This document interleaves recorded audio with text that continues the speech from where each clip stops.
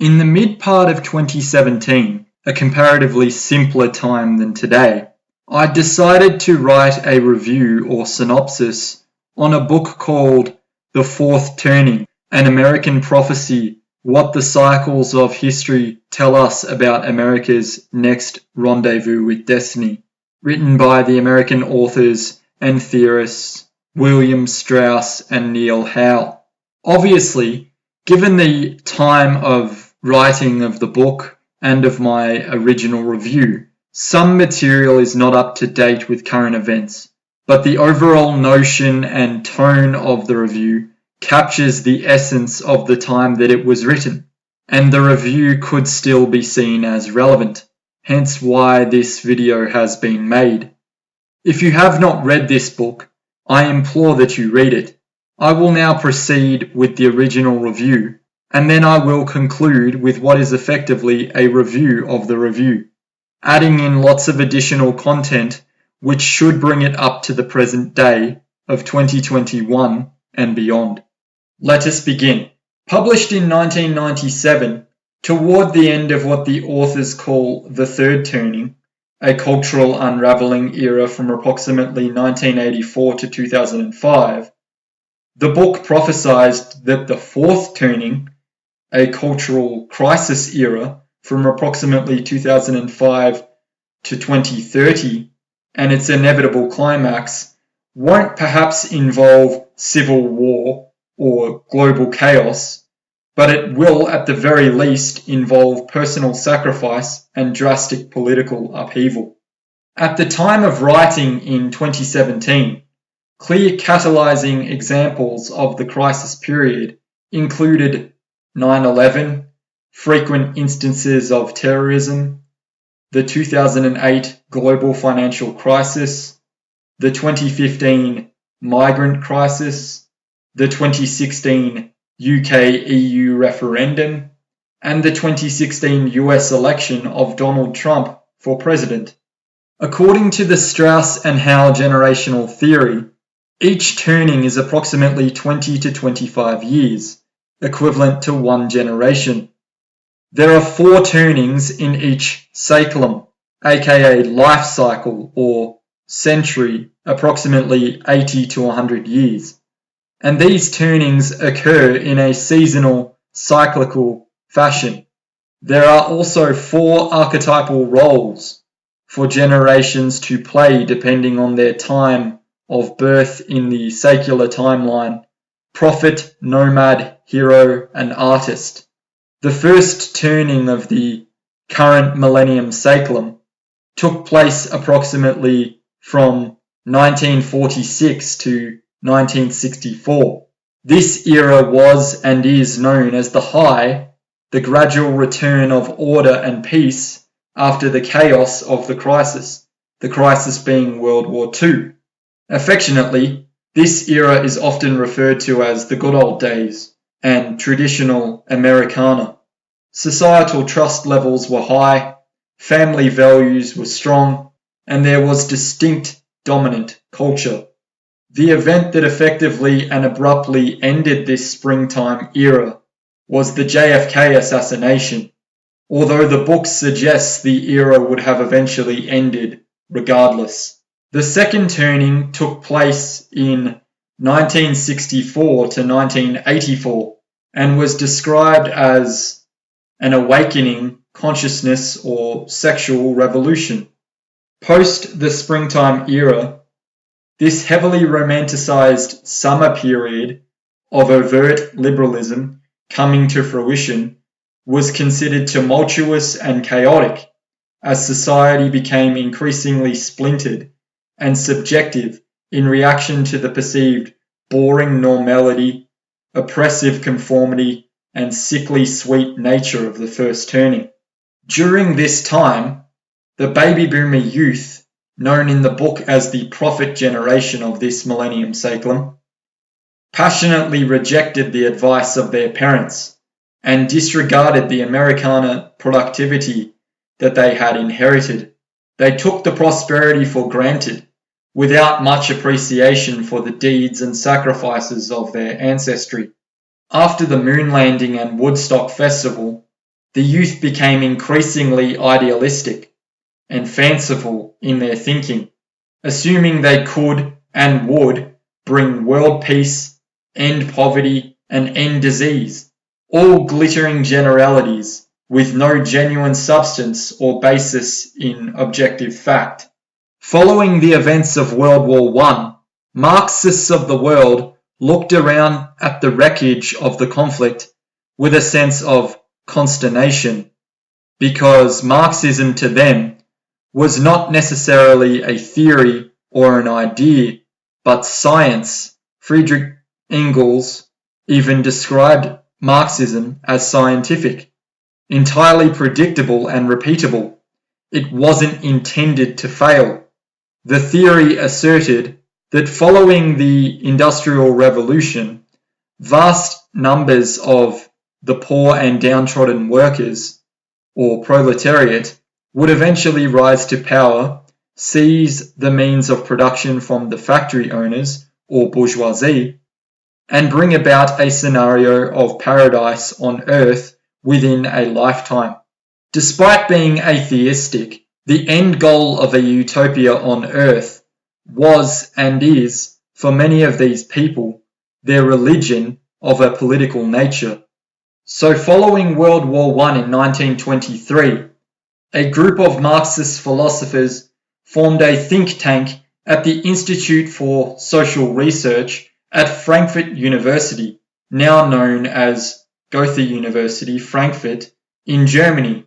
This group is commonly referred to as the Frankfurt School. The Frankfurt School was disheartened by the failures of Marxism, as the prophesied workers' revolution didn't happen in the industrialized countries of the West, where it was originally predicted to occur. For example, Germany, France, Britain, and America. The only place in Europe where it did happen was Russia, a largely agricultural country and far less advanced than the rest of the continent at that time.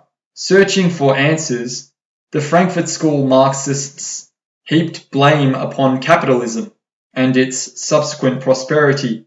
They reluctantly agreed that because the system of capitalism had created such wealth for many people, the proletariat would be unlikely to ever feel the need to instigate revolution, because they would be comfortable and content.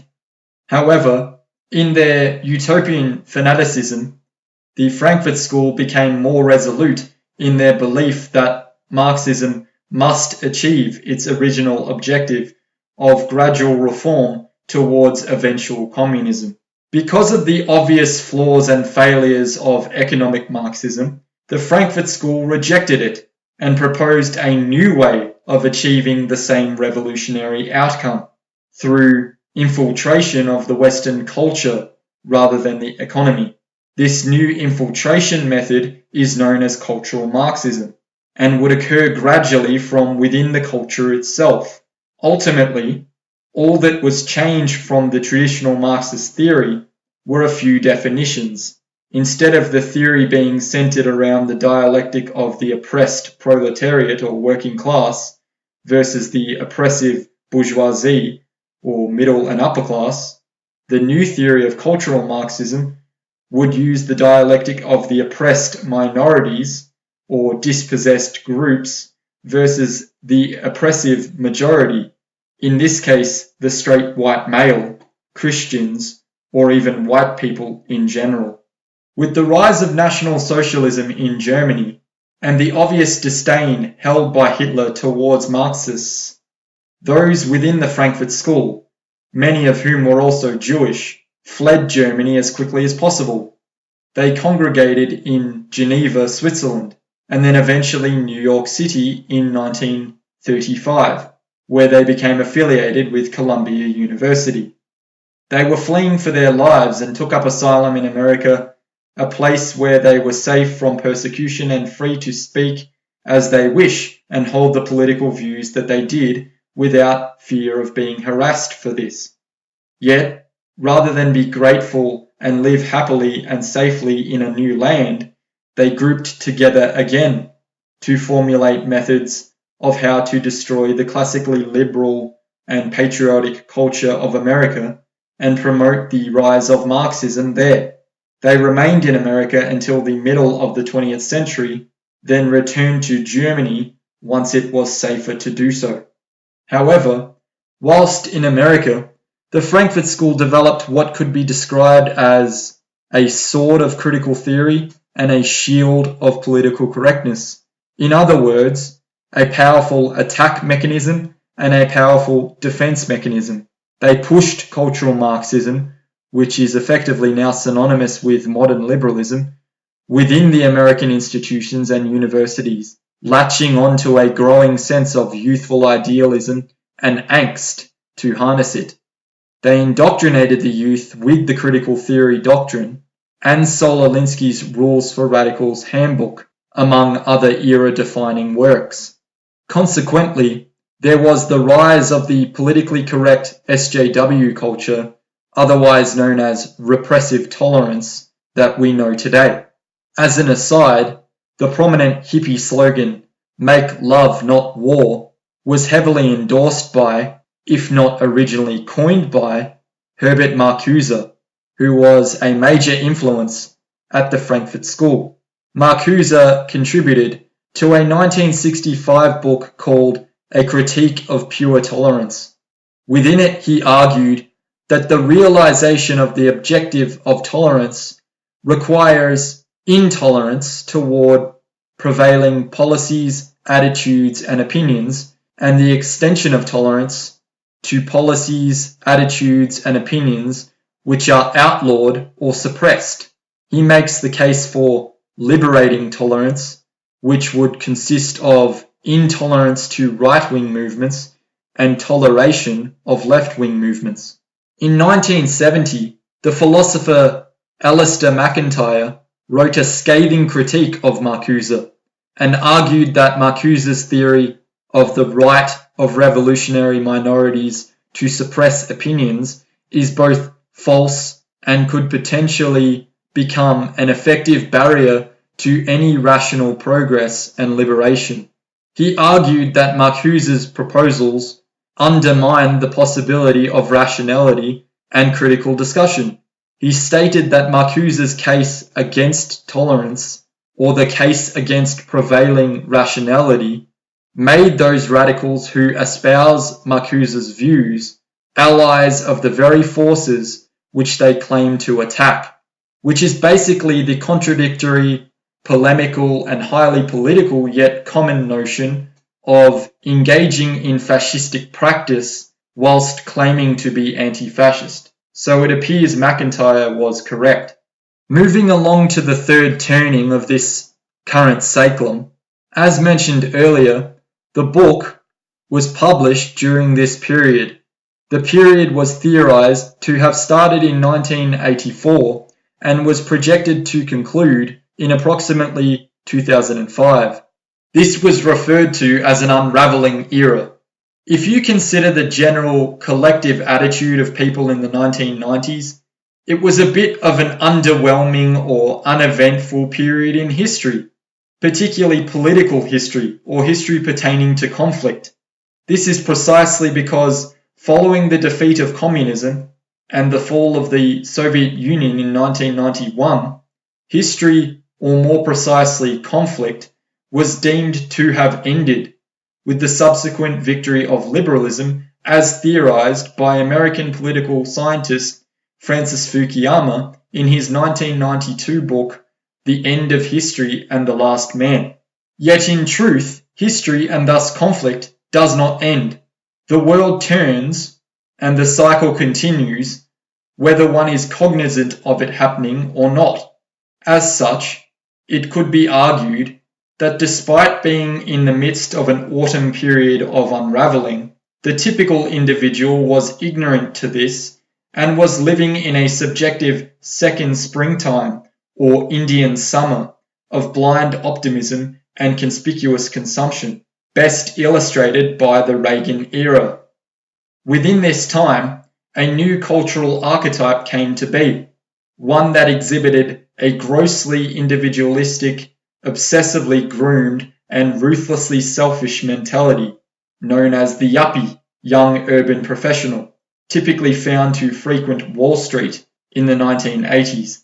What's rather interesting is many clean-cut yuppies of the 1980s were originally hippies in the 1960s and 70s. It seems they went full circle and or never really believed what they were originally preaching, which is somewhat hypocritical but not particularly shocking. The notion of identity politics and culture war was heavily promoted in that time, but the youth of that era seemed to lack purpose or direction and distrusted authority.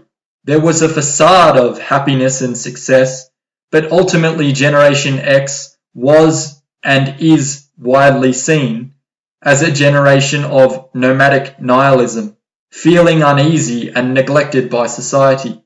The book itself describes Gen Xers as playing the generational role of the nomad in this cyclone. Perhaps this all explains the rise in popularity of the grunge music scene, most notably the band Nirvana, with bleak lyrics and raw emotion considered a mainstay in their music. Underneath all the veneer of baseless materialism and celebrity obsession that seemed to define the era, there was an undoubted feeling of malaise about the period, as folks were just waiting for the arrival of the 21st century. And so we come to our current epoch of the fourth turning.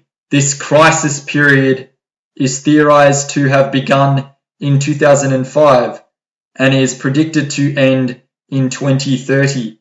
But one could argue that this period coincided with the third turning unraveling and commenced at the turn of the new millennium, with 9/11 acting as the initial catalyst to a wide domino effect of chaos. The extended honeymoon of relative peace and prosperity throughout the latter part of the 20th century would tragically come to a grinding halt in the new millennium, as the veil of comfort shifted violently to reveal a renewed threat and permeate a sense of unease across the globe, rocking if not toppling the foundations of the liberal worldview. History had awoken again from its slumber, much to the dismay of the liberal.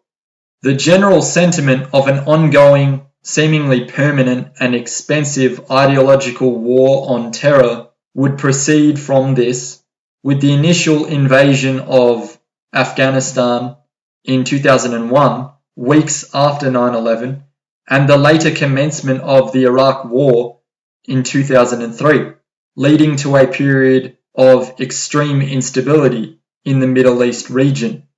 The fallacy of universal morality comes under the spotlight here, as criticism could be leveled against the globalist and neoconservative actions of leadership in the USA. Neoconservatism effectively pertaining to the spreading of liberalism and democracy through the use of deadly force to enlighten the uninitiated. The next major event to occur was the 2008 global financial crisis, the effects of which are likely still being felt and haven't yet fully been recovered from. The financial crisis seemed to coincide with the rise of China as a global power, aligning with the fact that the 2008 Olympics were held in Beijing. Between the years of 2009 to 2014, a sense of comfort seemingly returned to the Western world, at least on the surface. However, we should know that history indicates that peace is relatively fleeting. So as of 2015, this came to an end, and the European migrant crisis commenced, with an approximate 1.3 million migrants arriving in Europe, mostly due to the convergence of the ongoing wars in the Middle East, particularly in Syria, Afghanistan, and Iraq. The vast majority of people came to Europe during the crisis through travelling the Aegean Sea and crossing from Turkey to Greece and further into Europe by land.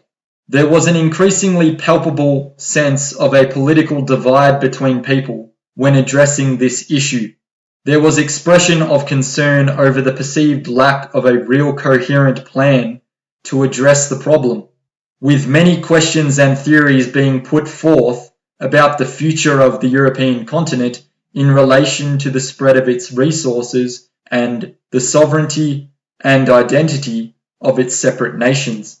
Although, given the liberal nature of the modern world, the prevailing typical opinion put forth within the public sphere and in the mainstream media was one of altruism, which in hindsight often bordered on the pathological. Because there was a sense of a collective doubling down from liberals seeking to protect an increasingly unstable worldview, there was a predictable, equal and opposite reaction from those in conservative and illiberal circles, as contradictions became more obvious and far too frequent to ignore. Throughout the remainder of 2015, this led to a gradual rise in general support for nationalistic or perceived anti-establishment candidates across Europe and even within the USA, with the surprising announcement of business mogul and reality TV star Donald Trump intending to run for the presidency in 2016. Initially, the world's media laughed it off as a joke, scoffing at the prospect and taunting the newly declared candidate. But soon it became apparent that Trump was serious and was developing a groundswell of support, particularly based on his stance toward America's own immigration issues. A pivotal moment in the media landscape occurred on June 19, 2015, just 3 days after Donald Trump had declared his candidacy, when on the roundtable chat show Real Time with Bill Maher, the conservative media pundit and author Ann Coulter was asked which of the Republican candidates has the best chance of winning the general election. She replied, "Of the declared ones, right now, Donald Trump," and was met with shock from the panel and raucous mocking laughter from the studio audience. Fast forward to the election season campaign trail, and Trump was gaining traction with significant portions of the population and building quite a substantial base of support. His rallies were loud, passionate, and engaging, and in typical style he spoke bluntly and with reckless abandon. It resonated with his base, and lots of people clearly loved it, but within the mainstream media and public discourse, there were question marks over his legitimacy and constant hit pieces designed to derail him. But it seemed the longer things went on, the stronger he got, and the more emboldened his supporters became, for better or worse, which led to instances of civil unrest and violent clashes between pockets of Trump supporters and members of the activist group Antifa. Almost in unison with the rising support for Trump, Britain was about to embark on a historic moment of its own, as in February of 2016, British Prime Minister David Cameron would stand upon the steps of number 10 Downing Street to announce he was delivering on a commitment he made to the British people 3 years prior, offering them the opportunity to decide on their future within the European Union via an in-out referendum, with the vote to be held on June 23, 2016. Following 4 months of passionate campaigning on both sides of the political aisle to either remain within or leave the European Union, an unexpected result occurred in what has become known as the Brexit decision. 51.9% of the vote share chose to leave the EU. News media across the world was in a state of shock, with many accusing Leave voters of not knowing what they had gotten themselves into, although anyone with their finger on the pulse of the zeitgeist at this time could have said it was certainly historic, but not exactly astonishing, as the spread of sources and voices in media had at this point basically migrated online already. And if you were believing or following the mainstream narrative at this point, without at the very least cross-referencing it with counter-arguments or opposing viewpoints, you weren't awake to the spirit of the age and would naturally be left entirely in the dark and very ignorant.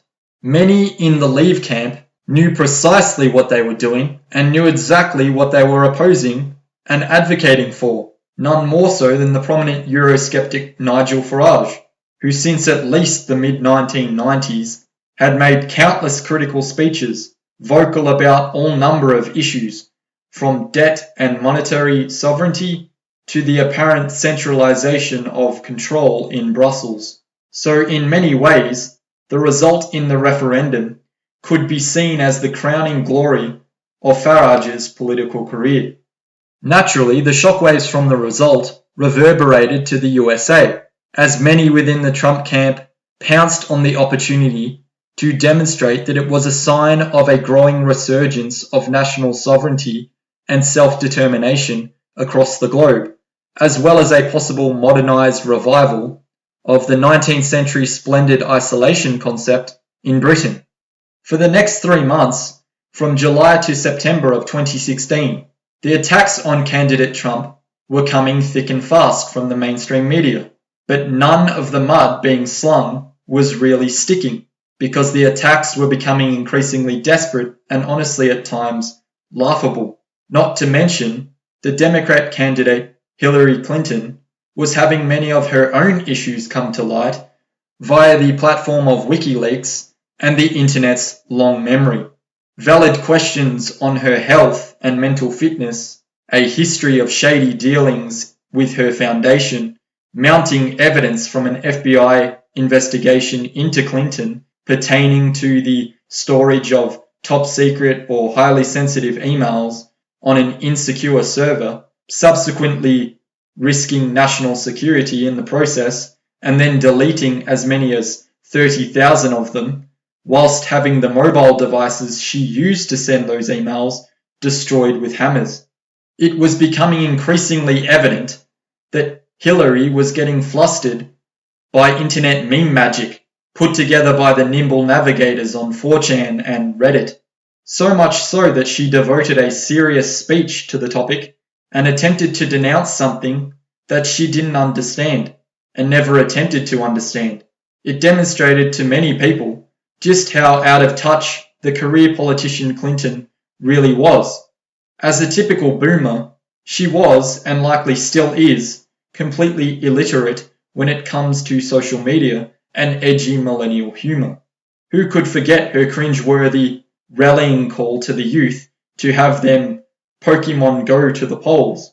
This was concurrent with a memorable gaffe of Clinton's campaign at a fundraiser on September 9, where she stated that half of her opponent's supporters could be described as fitting into a basket of deplorables. This backfired majorly, as Trump supporters wore the moniker as a badge of honour, and in retrospect, the gaffe probably signified a possible beginning of the end to Hillary's chances of a landslide victory come November. Despite what the media was saying at the time with polls and analysis, support for Clinton was decreasing, and Clinton later admitted in her 2017 book that the gaffe had a negative impact on the election result. During most US election cycles, there's what's known as the October surprise, and the 2016 election was no different, as evidenced by a leaked video and audio recording from 2005 in which Donald Trump made a series of lewd comments about women and the norms of being a rich and famous man. This scenario set the media off to the extreme, bringing about an immediate moral panic and public chastising of Trump, with some pundits claiming that this recording would prove the nail in the coffin for Trump and the end of his candidacy then and there. Trump and his associates defended the remarks, famously referring to it as locker room talk. Without wanting to endorse the remarks, Trump did have a point. I do not condone the remarks, nor should anyone, but it's important to understand that at the time of the recording, Donald Trump was really just a product of a vulgar and toxic celebrity-obsessed culture. If you try and say that some women don't throw themselves at rich and successful and powerful people, you must realize you are lying to yourself.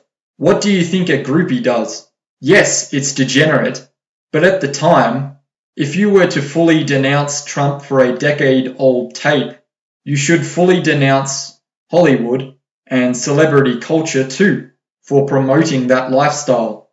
Although people probably wouldn't do that too much, because that would require self-reflection and may cause them to realize their behavior is part of the toxic culture as well, and they may not want to admit it. Think about it. Just to demonstrate the morally relative nature of the modern world, here's an example.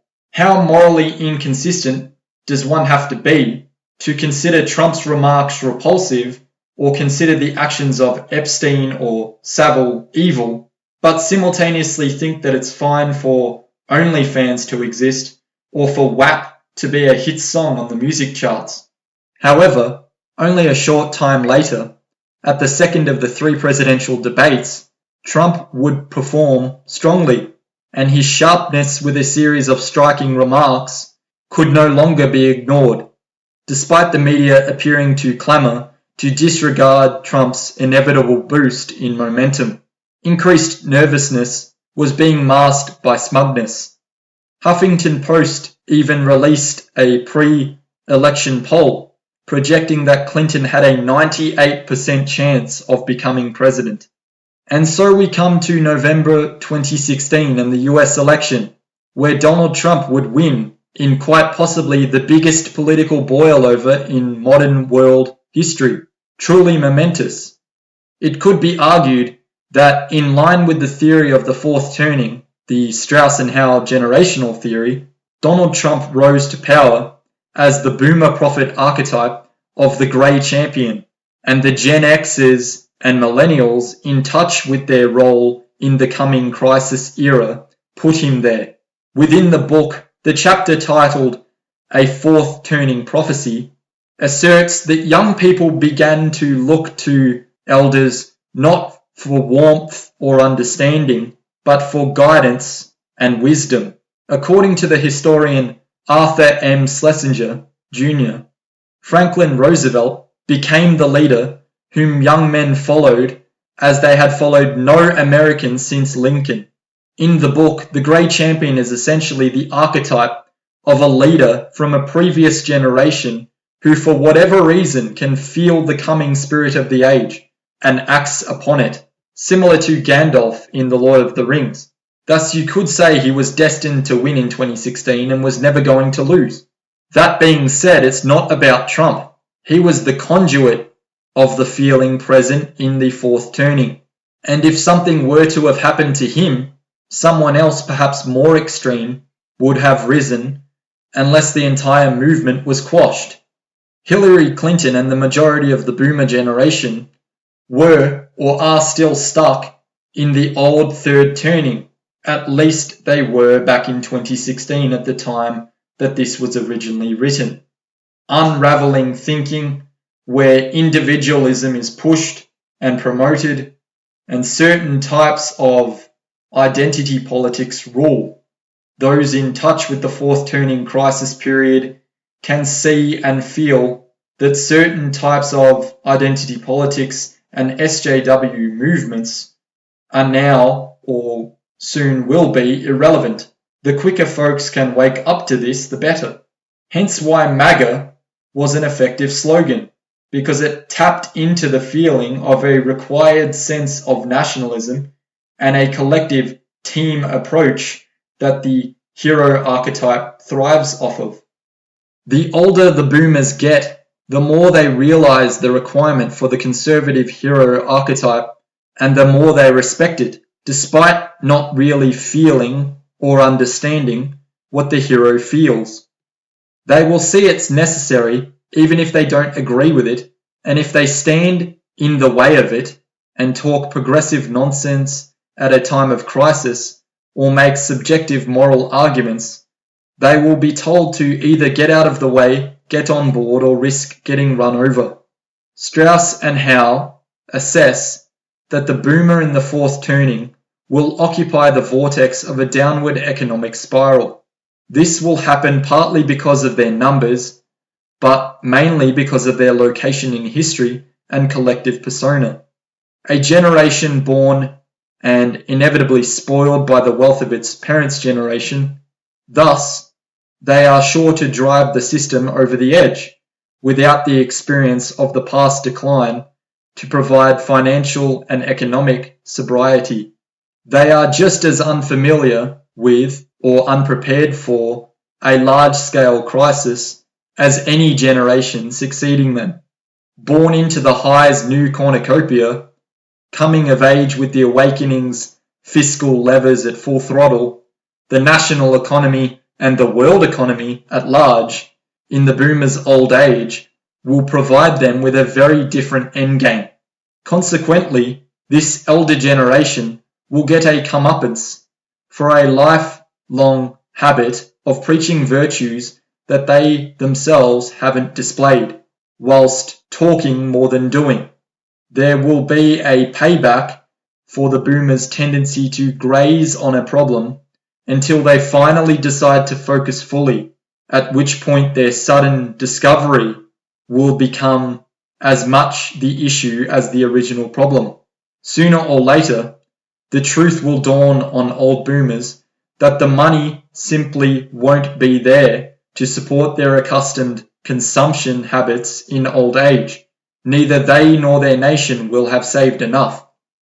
As much as I generally dislike the right side of history argument because of its subjectivity, the millennials and Gen Xers with traditional values will be on the right side of history because they will be merely fulfilling their heroic archetypal role and would be adhering to the macroscopic cyclical flow of the current fourth turning. Others will follow whether they like it or not, as they will have no choice or will do so out of necessity to survive. When the crisis comes, it is the hero millennial who will have to face it head on. Between the years of 2016 to 2019, alt media and its associated intellectual and countercultural figures rose to prominence and became highly visible on account of their insight or charisma. Otherwise, they seemingly disappeared just as quickly as they arrived, either through being deplatformed or just losing their relevance as the world changed and the worldviews of their youthful audiences changed or further matured with it. Now that we are effectively caught up to the present day of 2020 and 2021, anyone watching this video knows what happened last year and what has been happening since in relation to it.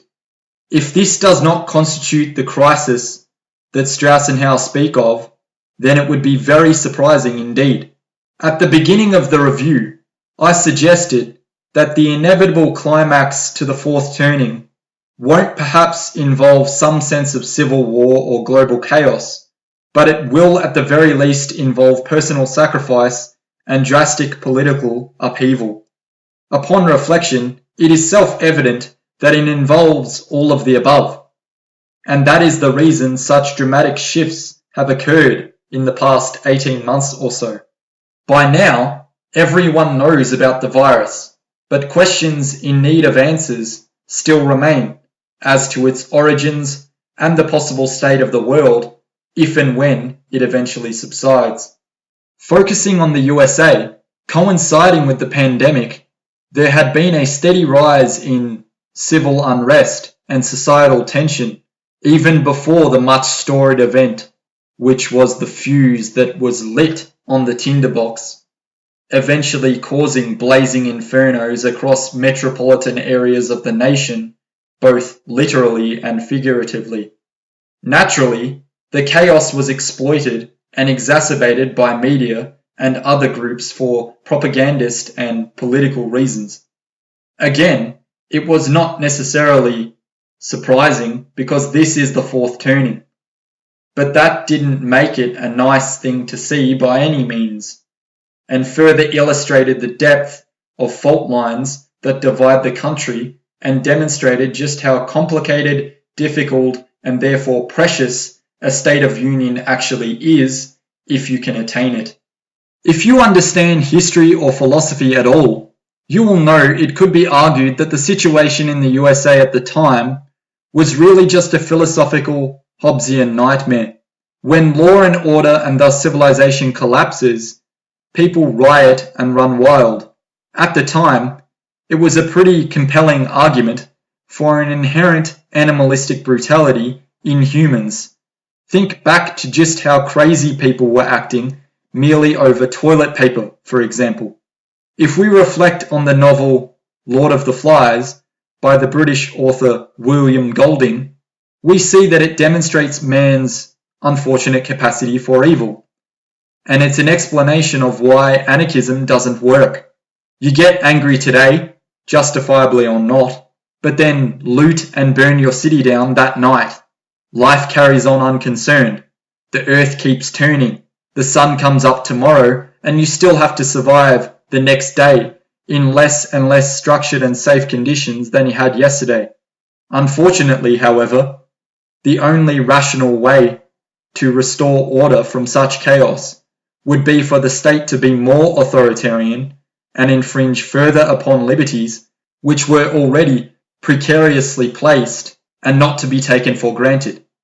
Extreme order is always a response to extreme chaos.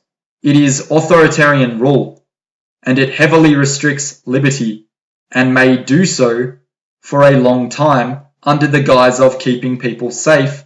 Thus it's difficult to overcome without sacrifice or likely conflict. Therefore, you probably have to look at what happened in the American Revolutionary War. Enough people believed in the ideal of liberty to overthrow the oppressive rule of the British, and America as we know it was born. To put it bluntly, the answer to 1984 is usually 1776, but it's never pretty. We should always remain vigilant that the state doesn't go mad with power and keep them honest, so to speak, because if they do go too far, the pushback would have to be harder just for the chance of restoring any sense of liberty or some sense of rights to something we are more comfortable and familiar with. If there was a large-scale conflict of this nature, it may not be the present generations that fight, but future generations may have to. In relation to the possibility of entering a period of further authoritarianism and how to possibly manage it, in ancient Greco-Roman times, they used to appoint a leader in the role of what was effectively a short-term dictatorship, referred to by German Carl Schmitt as a commissarial dictatorship, in order to properly navigate through a crisis with emergency powers and to avoid obstruction. So evidently, it's not as if dictatorship doesn't have utility. It's just obviously strict, illiberal, and sets up a highly dangerous precedent, as absolute power can corrupt absolutely, and a pattern may develop where leaders abuse emergency powers and start using them excessively or unnecessarily, which can then make it easier for a real authoritarian regime to gain credibility and use emergency powers to absorb parliament, giving themselves absolute power, which in basic terms is what Hitler did in 1933 with the Enabling Act. So it's important to understand that it's a very sensitive situation relating to diplomacy and statecraft, which shouldn't be misunderstood or treated lightly. Much thought and great caution is required. That's the challenge of leadership during chaotic times. The riots and general decline in social order associated with the USA in the mid-part of 2020 was just a very real and vivid example of German philosopher Oswald Spengler's theory of what inevitably happens to the megalopolis or megacity over time. Yet, as long as life carries on and one can survive and be content living within their means, does it really matter whether one lives in an urban or rural setting? Those who obsess over the urban sprawl of society or civilization as a necessary status symbol are foolish. Community and culture are the initial bedrock of any functional society or civilization. It's just that society is a gradual, evolved state of community. You could say society is a community's final form before the whole thing collapses of exhaustion. That's the argument Spengler used in The Decline of the West, and many other cyclical history thinkers have also adopted this approach, specifically Giambattista Vico, Ferdinand Tönnies, Arnold Toynbee, Brooks Adams, and others. However, speaking generally, it's clear that we live in a society, and any desperate attempts from liberals to rekindle a sense of community in chaotic times is likely to fall on deaf ears, because liberalism itself is the ideology which has done the most to deliberately deconstruct traditional notions of communal bonds for many years. It is nothing short of humorous when the philosophy which basically pioneered selfishness is now chastising people for being selfish, now trying to encourage community and concern for others to, quote, protect others, when they already dismantled the meaning and significance of the concept of community. So any call for it is a weak one, because no atomized individual really feels connected, and we know that their concern is actually still just to protect themselves, because it's just purely fear-based. If there was no virus, they would still be selfish, just not fearful. They will go straight back to being selfish, or perhaps just more subservient once this crisis passes. But once again, it wouldn't even really be subservience in the interest of others outside of their immediate circle. It will be subservience out of fear of what would happen to them as individuals if they weren't subservient. In George Orwell's 1984, no one was agreeable for the good of the group. They were being agreeable to save themselves from the consequences of being disagreeable. Changing topic slightly, as an aside, way back in 2010, a 54-page document called Scenarios for the Future of Technology and International Development was put together by the Rockefeller Foundation, where a series of scenarios were hypothesized about how the future may evolve. Within the document, there is a suggestion that scenarios are not predictions, but, quote, thoughtful hypotheses that allow us to imagine and then to rehearse different strategies for how to be more prepared for the future, or more ambitiously, how to help shape better futures ourselves. Better is subjective, mind you. One of the suggested scenarios within the document is referred to as lockstep. This scenario suggests a future world of tighter top-down government control and more authoritarian leadership, with limited innovation and growing citizen pushback.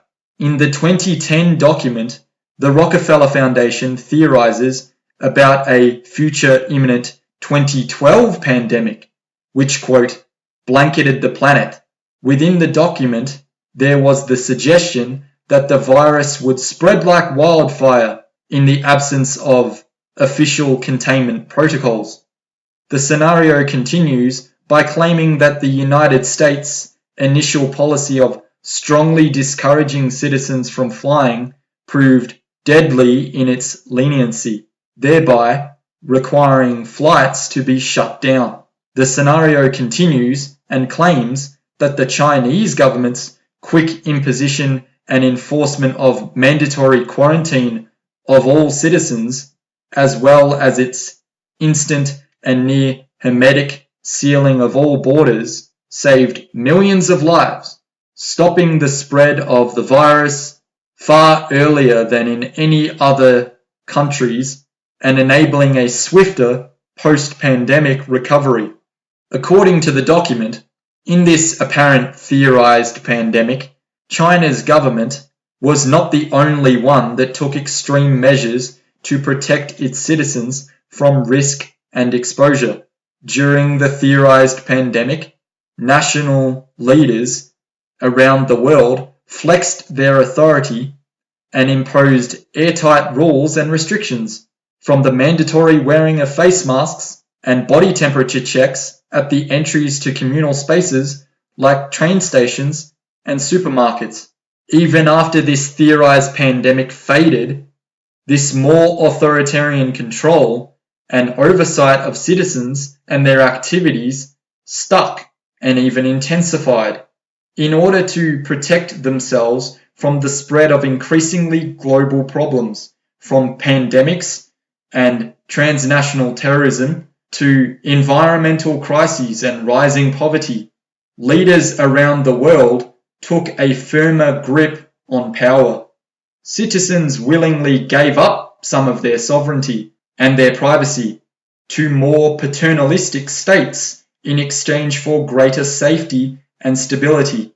Citizens were more tolerant and even eager for top-down direction and oversight, and national leaders had more latitude to impose order in ways they saw fit. In developed countries, this heightened oversight took many forms. Biometric IDs for all citizens, for example, and tighter regulation of key industries whose stability was deemed vital to national interests.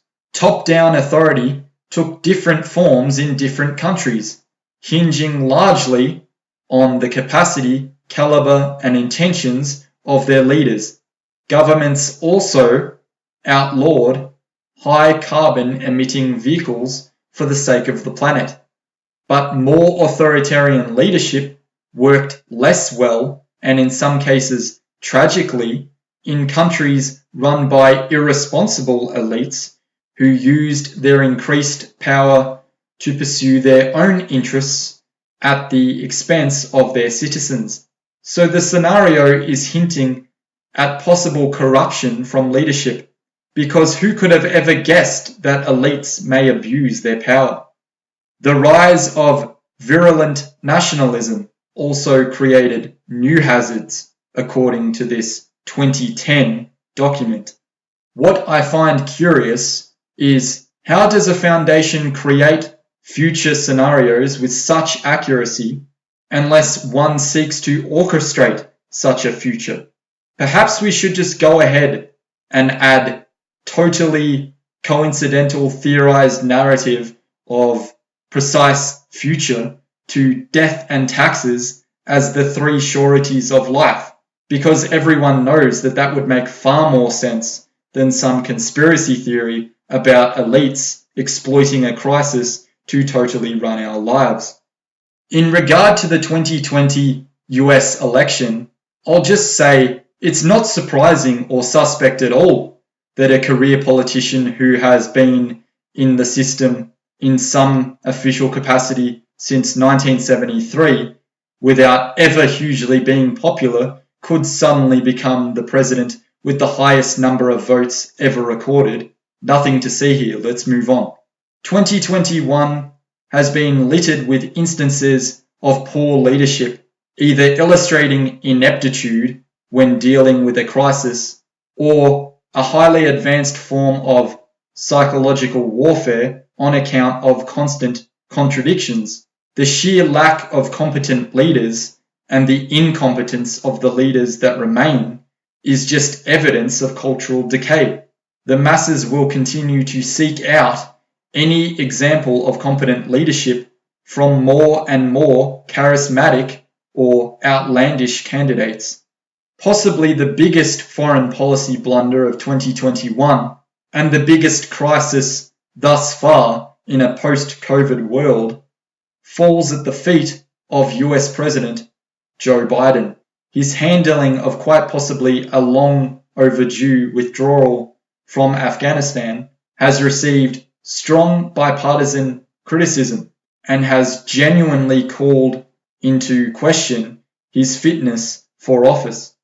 Now, believe it or not, there is a growing call for a resurgence of metaphysics in the Anglosphere to help people deal with these chaotic times.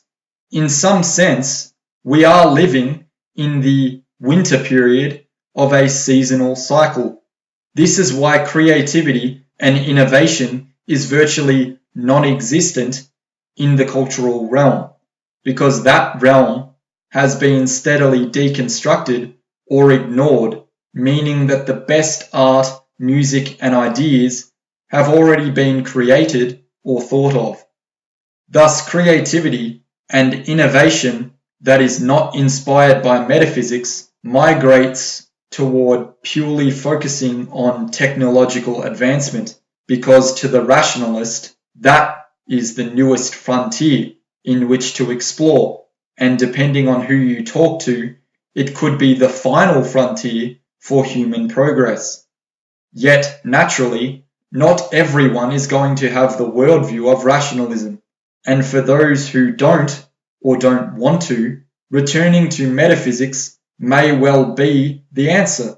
Thus, a rekindling fascination with traditional forms of Christianity, such as branches of Catholicism and the Orthodox Church, is occurring. The year of 2030 coincides with the supposed conclusion to the crisis period in the fourth turning, as per the Strauss and Howe theory.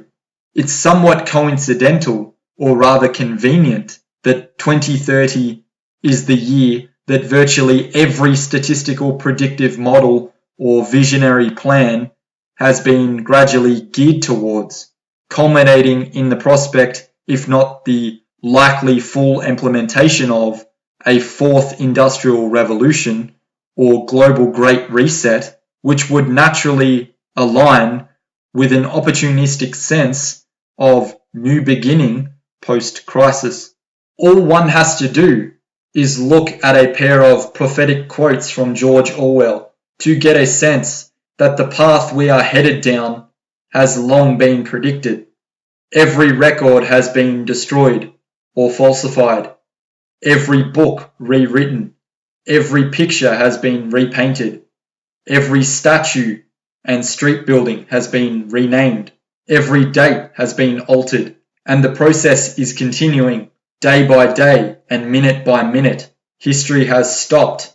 Nothing exists except an endless present in which the party is always right. In one of his final interviews, he is quoted as saying, "Something like 1984 could actually happen. This is the direction the world is going in at the present time. In our world, there will be no emotions except fear, rage, triumph, and self-abasement. The sex instinct will be eradicated. We shall abolish the orgasm. There will be no loyalty except loyalty to the party, but always there will be the intoxication of power.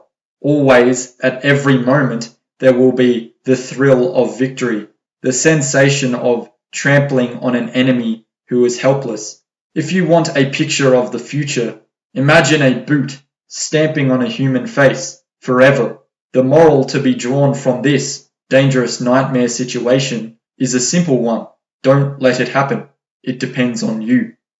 One may ask, how did George Orwell and fellow thinker Aldous Huxley get things so eerily correct or accurate? The answer seems to be that both Orwell and Huxley came from elite circles and elite British families themselves. Both of them were alumni at Eton College. Thomas Henry Huxley was an ancestor of Aldous, known as Darwin's bulldog, for his advocacy of Charles Darwin's theories. Julian Huxley, Aldous's brother, was an evolutionary biologist and also a strong proponent of Darwinism and natural selection. He was a eugenicist and the first director of a globalist group and branch of the UN called UNESCO, as well as president of the British Eugenics Society at one point. This is especially interesting since the eugenics movement originated in Britain before spreading throughout the world. This is all well documented. It is possibly why Brave New World is also eerily accurate in many ways.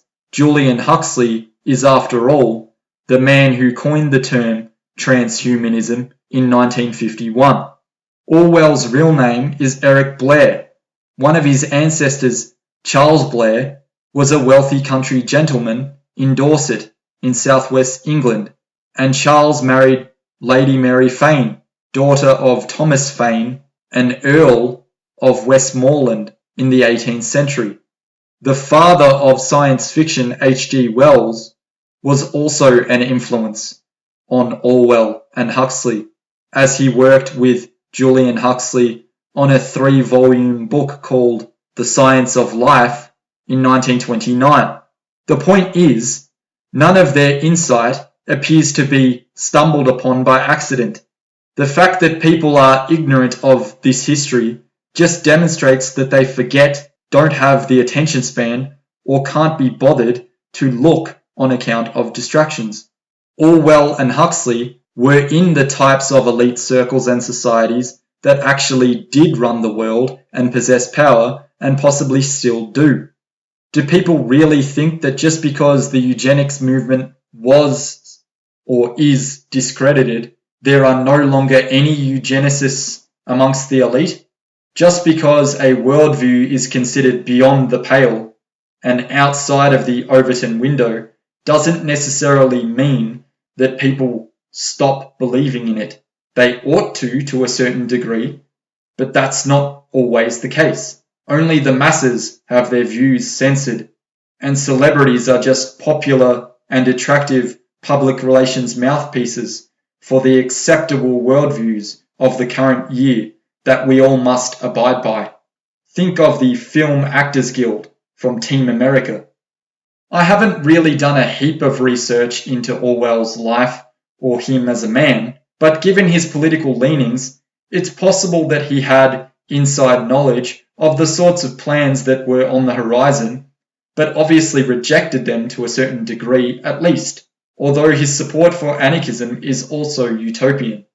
This present-day dystopia for the general public will be, or already is, a utopia of sorts for the elite, rich and famous, just waiting to eventually sweep in with the Fourth Industrial Revolution as the only viable option, because such things will eventually be normalized. This crisis has only demonstrated that the neo-feudal divide has widened even further. We will eat bugs and lab-grown meat whilst staying indoors for the planet and to stay safe, whilst the elite will continue to live as normal. There's no doubt that society's top bracket loves the current situation. They can still have warped and ignorant liberal views of the world and actually be global citizens on account of having private jets, no fixed address, and more money than they know what to do with, while they will critique the general public and we will lap up the altruistic propaganda to be global citizens, despite eventually never having travelled out of our own state or country, because at some point it will most likely be too expensive for the general public to travel too far. At the point in time of the year 2050, things obviously become more speculative, but that hasn't stopped the renowned futurist Ray Kurzweil from effectively building a career making bold predictions about technology and its role in our lives in the decades to come. Kurzweil predicts that by the year 2050, a point of technological singularity will be either attempted or will be reached. Singularity referring to the point of convergence and eventual crossover when artificial intelligence is predicted to meet and then exceed the intelligence of humans. Whilst this would be extraordinary, there is the risk of it being exploited or unavoidably fraught with danger once the process begins, and ultimately that is the tragedy of the Faustian bargain. So whether it is considered a utopian or dystopian future would be subjective as to how it impacts upon the individual and upon their ideal. There are certainly elites who seek to attain immortality and thus seek to transcend humanity or the harshness of death. How they would go about doing this is what's up for debate.